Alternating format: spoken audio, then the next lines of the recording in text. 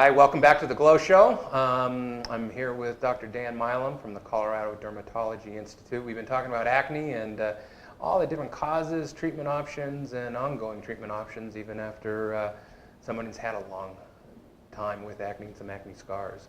So Dan, I know we were talking a little bit of all the different treatment options ranging from just cleansers to soaps to how to wash to antibiotics to even the nuclear option, which is Accutane. I want to just briefly touch on Accutane before we go into some other stuff. With your experience of Accutane, what are and when should we use it, and when is that last resort? Anytime that there's significant scarring from your acne process, especially with the nodular or cystic acne, it needs to be treated relatively urgently, not necessarily that day. But if you're not making progress with some oral antibiotics and some topical medications as well, it needs to be something that you consider relatively early on after only a few months of other conservative options. That quickly? Largely to prevent further scarring and further damage. We certainly use it hesitantly and somewhat sparingly. Yeah. That being said, it does have a little bit of a stigma to it, but it's been a wonderful medication. Hardly anybody has any significant side effects. The side effect profile is rather scary. It is. And we do monitor very closely. It's tightly regulated by the government, so there's monthly visits that are required and monthly lab work. And obviously pregnancy tests for any kind of yes. women, because it's obviously correct. And so we monitor pregnancy status throughout the entire course of treatment. And we also ask you a battery of questions every time we see you to make sure you're not having any particular side effects. That being said, since we monitor for the side effects so carefully, if there's anything that's even beginning, we can adjust the dose or we can stop the medicine before it becomes problematic. So what it has turned out to be is a life-changing medicine for a number of patients and has really helped just clear up their acne entirely, and they hardly ever have any issues with it. So it is a little bit intimidating. It's heavily or tightly regulated, but it's a very, very worthwhile medicine. Right.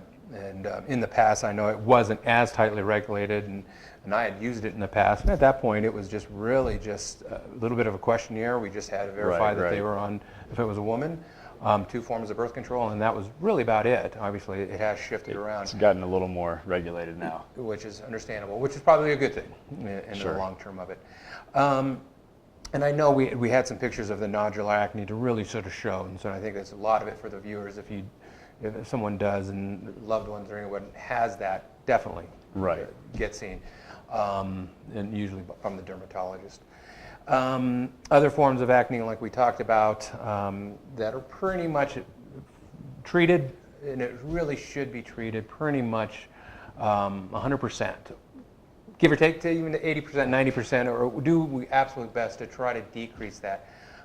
And I should say not 100%, really nothing is 100%, especially in medicine. We always make sure we tell everybody that we're never going to get rid of every pimple now and every future pimple, but the goal is to decrease it to a normal amount, 1, maybe 2 a month, something that's very tolerable and acceptable that will not produce scarring. One of the things I know we've done here, and we do at our office on occasion, let's say someone gets a pimple right before prom, a nice little pustular one that starts to build up, or right before their wedding, something like that. I know what to think, but what is your treatment? What is your sort of go-to on that? We can occasionally inject those. Gotcha. And that's what I want people to understand, that there are treatments for that, because it's, say we do have something that is wedding pictures or the prom or something like that, and there is a couple localized pimples that are starting to come up.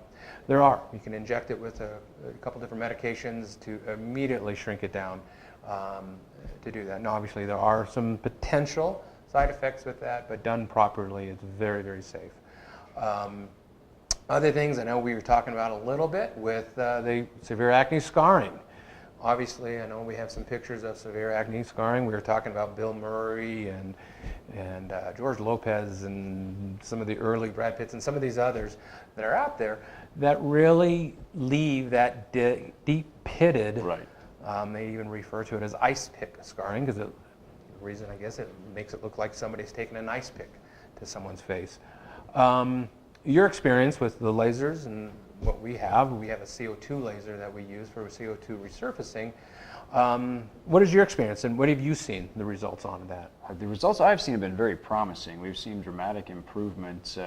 Once the acne is cleared and the underlying process is sort of stopped, anything from helping to treat the post-inflammatory hyperpigmentation or the dark spots that are left behind after the pimples, to reducing the depth of the scarring, and even eliminating them entirely in some cases.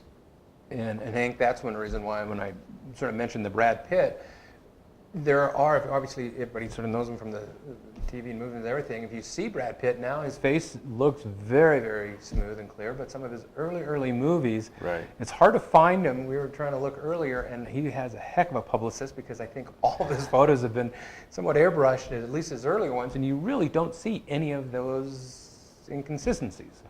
But that said, those can be easily diminished, helped, and significantly reduced. Absolutely. And I know you mentioned the hyperpigmentation. Sort of after some of the acne settles back down, there'll be a lot of the dark spots. Whether hydroquinone, things like that, helping it, all the way to some of the IPL, some of the other lasers to try to decrease some of that pigmentation. Right. To some degree, it's a tincture of time that will help, but there are still a subset of patients that will continue to have some persistent discoloration. And in that group, topicals like the hydroquinone, as well as a few other even laser options, can be very beneficial from what I've seen. Yeah. Well, again, I think that the most important thing about all of this, that there are treatment options. And right. I think that's what I cannot emphasize enough, that number one, I don't think anyone should have severe acne, that there are treatment options for it. Number two, there really should, if there are some long-term scars from that, those can be treated as well. Absolutely. And even for those acute little boils that come up right before prom, those are possibly taken care of. So again, as we talked about the psychological parts of it, that whether the teens and or late teens, and even at my age, we're all in there. It's still frustrating. There's always an event that comes up, and yeah, we all want to look our best. Well, again, another great hour of the Glow Show, or half hour, or segment. And thank you, Dan, so much for joining us. Again, if there's any kind of questions, concerns, please call us at 598-2000 here at Glow, or go on our website, glowam.com. And I think we're going to have Dan back for another episode, and I think we're going to be talking about some skin cancers and some of the other treatment options, and some of the new treatments, as well as some of the new signs that's going on with those. So stay tuned, and